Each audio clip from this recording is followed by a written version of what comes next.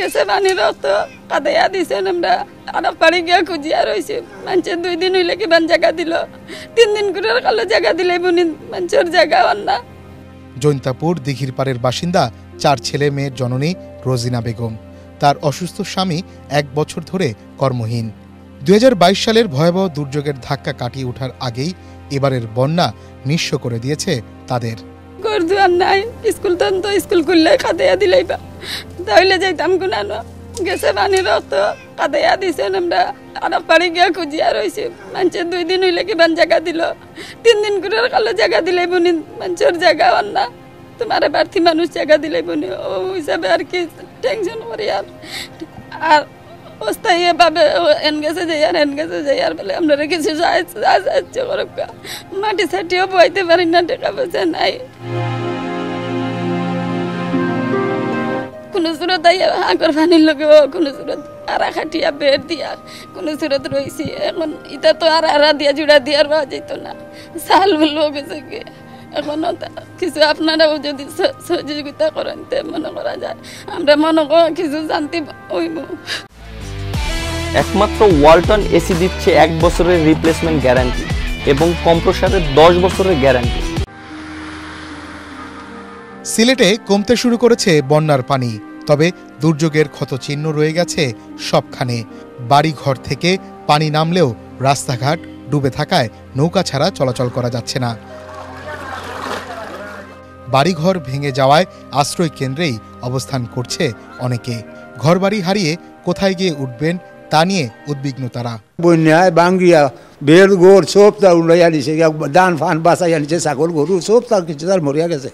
তো না বানাইলে তো মনে করো ঘর দুয়ার যেতাম পারতাম না, রইতাম পারতাম না। বাচ্চা কাচ্চার উপায় হইতো কিতা, ঘর দুয়ারের উপায় হইতো কিতা, হরতা মরতা কিতা হইতো উপায়। না প্রত্যেক বছরও বন্যা টন্যা আমরা এই পয়সা করে নাই যে মাঠে বুয়াইতাম গরিব মানুষ।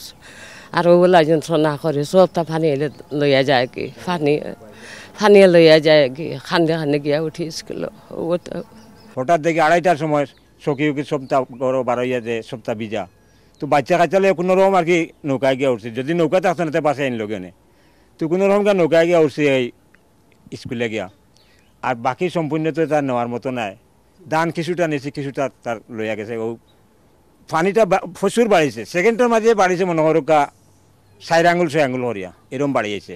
বন্যা দুর্গতদের জন্য সরকারি বেসরকারি নানা সহযোগিতা করা হলেও তা অপর্যাপ্ত।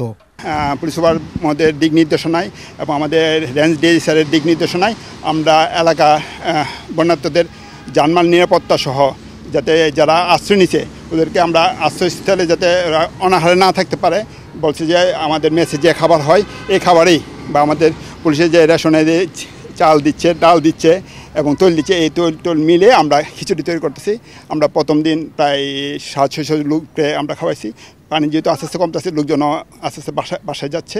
এই হিসেবে আমরা গতকালকে প্রায় 290 জনে দিছি, আজকে প্রায় 200 জনের মতন হবে। শুকনা খাবার খিচুড়ি রান্না করে দিচ্ছে আর কি।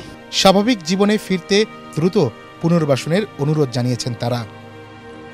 দুর্যোগে বারবার এই করুণ পরিণতি আর কত সময় চলবে? আবার কবে তাদের ঘরে থাকবে গোলা ভরা ধান, গবাদি পশু এবং স্বাভাবিক জীবন? দুঃখ দুর্দশা ভুলে ফুটবে হাসি। আবার কবে এই পথে বসা মানুষগুলো ফিরবে স্বাভাবিক জীবনে? এই প্রশ্ন আমাদের সবার। মনির হোসেন তপু, এটিএন বাংলা, জৈন্তাপুর, সিলেট।